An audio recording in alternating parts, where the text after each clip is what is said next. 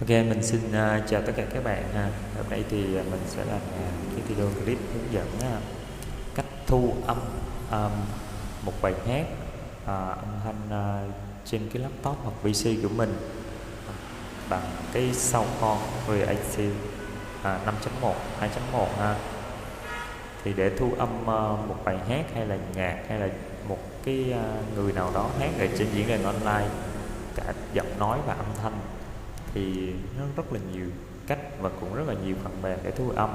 Nhưng mà hôm nay mình giới thiệu cho các bạn một cách rất là đơn giản để thu âm trên cái laptop hoặc PC. Nếu bạn nào có Soundcore rồi thì thu âm nó sẽ rất là hay ha. Soundcore này là Soundcore 5.1, các bạn để dành hát karaoke online có thể chỉnh echo cái bài phần lọc tiếng. Thì đầu tiên để thu âm được thì cái máy của bạn phải hỗ trợ. Nếu mà máy không có Soundcore rồi thì các bạn phải có stereo mic đó để mở nhạc và để hát online thì nó mới đưa cái âm thanh của mình lên trên mạng được, còn không thì nó chỉ cứ đưa cái mic thôi.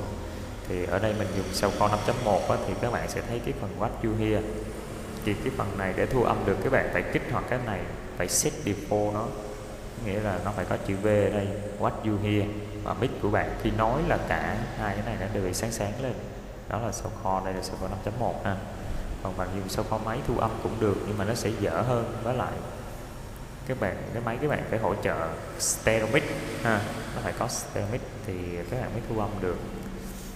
Thì cách thu âm thì mình sẽ chỉ cho bạn có hai phần mềm rất là đơn giản, và bạn nào không rành máy vi tính thì cũng có thể làm được.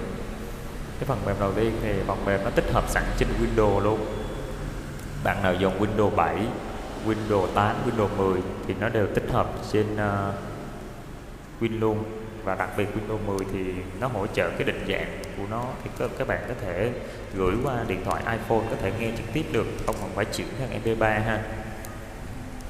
Thì để ghi âm thì các bạn sẽ vô cái phần mình hướng dẫn trên Windows 10, có nghĩa là vô cái phần tìm kiếm, các bạn chỉ gọi chữ REC là từ bit to recorder thì nó sẽ hiện ra voice recorder. Các bạn kích chuột phải vô, các bạn pin là nó đính nó vô cái thanh công cụ ha. Thì khi mình đính ra bên công cụ thì mình kéo ra đây, thì mình chỉ mở nó lên và mình ghi âm thôi. Nên cái phần mềm này nó ở trên Win rất là đơn giản, tại vì mình có cái sound này rồi á, thì mình chỉnh cái thằng này thành What You Hear rồi á, thì tất cứ mọi âm thanh hay tiếng giọng nói của mình đều phát lên trên máy được, là cái này nó có thể thu được, và nó thu cũng khá là hay, không đến nổi. Tuy là không hay bằng những phần mềm chuyên giọng mà chuyên dụng, nhưng mà nó cũng là ít nhất cũng được 80 đến 90% ha. Và các bạn mình thử một khúc cho các bạn nghe ha. Mình hát một bài, ok, hát một khúc ấy ha. Mình xong rồi mình bấm vô cái nút phần ghi âm này, kích vô nó chạy lên cái thời gian đó, các bạn thấy nó bắt đầu nó chạy thời gian, nó sẽ thu âm. Còn mình hát khi biết em mang tin gặp trà đến đêm phòng trà, dẫn tiếng hát cho người người bỏ tiền mua vui, hỏi rằng anh ơi còn yêu em nữa không, đừng nói nữa em ơi, xin đừng nói nữa làm gì. Anh nghĩ rằng đời người ra gì đáng thương và đáng được yêu. Mình sẽ thu một phút thôi. Bây giờ mình bấm stop ha, thì nó sẽ lên hàng đầu tiên, kích vô nó chạy lên cái thời gian đó, các bạn thấy đi. Đó, sau này mình sẽ nghe lại ha. Ok, để mình chỉnh này lại để cho mình mở cho các bạn nghe.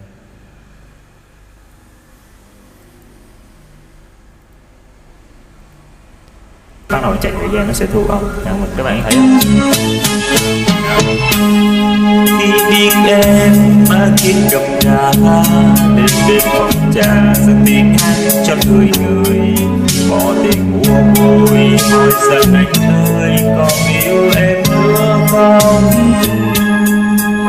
đừng nói nữa em ơi, xin đừng nói nữa. Đó, các bạn sẽ thấy nó thu âm rất là ok ha. Thì sau đây mình sẽ chỉ cho các bạn cách thứ hai. Cách này á, thì nó sẽ tích hợp vô nó là một phần mềm của Creative để hỗ trợ sau cái Soundcore này luôn ha. Những cái Soundcore nào Creative nó đều hỗ trợ hết ha. Thì thường các bạn phải download cái driver này về để cài cho cái Soundcore 5.1 này. Thì các bạn phải vô cái trang Creative Support. Thì các bạn download cái driver đó về các bạn cài, thì thường các bạn quên download một cái phần quan trọng đó, cái phần có thể hỗ trợ ghi âm cho sound đó luôn, đó là Creative Way Studio có 14 này đó. Các bạn kích vô download về ha. Thì thường bạn nào vô trang chủ download về cho cái Soundcore này để hát karaoke thì các bạn nên download thêm để nó có thêm một cái phần mềm miễn phí để thu âm. Thì ở đây mình download rồi, mình download về thì mình download về thì đây mình nằm ở đây Way Cap. Đây các bạn có thể kích và cài đặt nó thì cũng giống như cài đặt sau thôi, nó cũng hiện lên Creative thì cũng bình thường thôi. Thì mà cái này là mình đã cài rồi, nên là khi mình cài nó xong rồi thì các bạn có thể vô, các bạn gõ chữ Creative thì CR thôi, nó sẽ ra Creative Web Studio 7. Các bạn kích chuột phải vô, các bạn cũng pin tab 3, nó giống như cái thằng lúc nãy thôi ha. Thì cái này mình cài rồi nên mình không có cài nữa, nên mình chỉ hướng dẫn lại cho các bạn. Thì khi mình cài nó xong rồi thì mình sẽ mở nó lên, thì đây nó sẽ có hình trạng như này, các bạn thu nó lại. Thì các bạn chỉ việc bấm thu, nhưng mà chú ý cái này thu nó sẽ ra định dạng là WAV. Cái định dạng này thu cũng chất lượng, nhưng mà nếu bạn nào muốn bỏ vô điện thoại thì điện thoại Android thì nó có thể chạy được, còn điện thoại iPhone nó không có chạy được ha. iPhone nó chỉ chạy được là mình thu bằng cái này thôi. Nhưng mà mình có phần mềm mình chuyển sang MP3 thì cũng đơn giản thôi, không có gì. Thì sau đây thì mình sẽ thu thử các bạn nghe khúc ha. Thu tiếp cái đoạn nãy ha. Mình bấm nút màu đỏ là thu thôi. Em sợ tình yêu vì tình yêu như là hương hoa, lỡ mai sau em mất người yêu, em khổ thật nhiều. Ngày mai trên đường phố này, những đêm khuya có anh đưa về xóm nhỏ, xa lìa ánh đèn có anh đưa em về bên mơ. Xong rồi mình sẽ bấm stop ha. Mình thu âm thì cái chỗ này nó sẽ sáng lên, và đây nó có cái hiện chữ recording ha. Thì mình sẽ nghe lại. Em sợ tình yêu vì tình yêu. Quên, hồi nãy mình chưa bật cái stereo mic lên, để mình làm lại nha. Mình tắt đi nha, mình không có lưu, để mình làm lại. Tại nãy mình quên bật cái switch kia lên nên nó không có thu được. Các bạn chú ý nha, cái này cẩn thận nha, phải coi cái này set default nó thì mới thu được ha. Ok, để mình mở lại ha. Này, ok, được rồi. Bây giờ bắt đầu mình sẽ bấm thu ha. Rồi bấm đây thu. Các bạn sẽ thấy ở đây nó có chữ recording là nó đang ghi âm nè. Bắt đầu mở nhạc lên là trên này nó có tín hiệu nè, xanh này thấy không?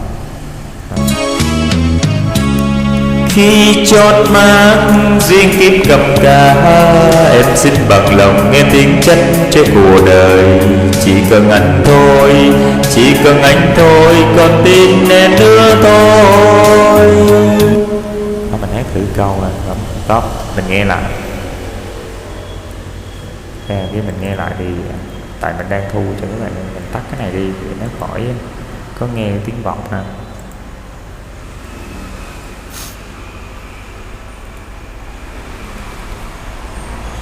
Các bạn sẽ thấy ở đây nó có chữ recording là nó đang ghi âm, nó hồi mở nhạc lên là trên này nó có tín hiệu này, xanh này thấy không? Khi chót mang riêng kiếp cầm ca, các bạn thấy thu rồi. Xin bằng lòng nghe tiếng chân trên cuộc đời.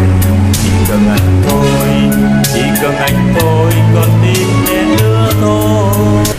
Đó, mình bấm stop và mình bấm save thôi. Cái này có nút save này, hoặc là mình vô đây save S. Thì ở đây mà bấm save, mình sẽ chỉ tới một cái folder. Ví dụ như mình ra desktop, hồi nãy mình có cái folder recording nè. Đó, mình bỏ vô, mình làm folder ngoài desktop, cái mình save vô, mình đề là tình đời chẳng hạn. Đó, nó chỉ lưu định dạng WAV ha. Này, WAV. Các bạn set nó lại, tắt đi. Các bạn ra Rồi laptop đây, cái folder nãy mình lưu nó là tin đời nào mở lên lại nghe thấy ở đây nó có chữ record chốt mà không nên đi chân trên cuộc đời chỉ cần anh. Thì thu đây thì cái phần mềm này á, thì nó đồng bộ với cái Sound Creative, nó sẽ thu ok hơn thằng kia một tí thôi chứ không có nhiều, thì mình dùng bên nào cũng được ha. Đó, nó rất là đơn giản. Các bạn chú ý cài thì nhớ cài thêm cái này nữa, tại cái này nó miễn phí, mình không có phải cờ rắc cái gì nó rối hết, nó không có hỏi key, tại vì cái này của Creative khi nó bán cái này xong nó hỗ trợ cho người ta phần mềm này luôn ha. Mà nhiều bạn cài thì cứ quên. Đây, cảm ơn các bạn.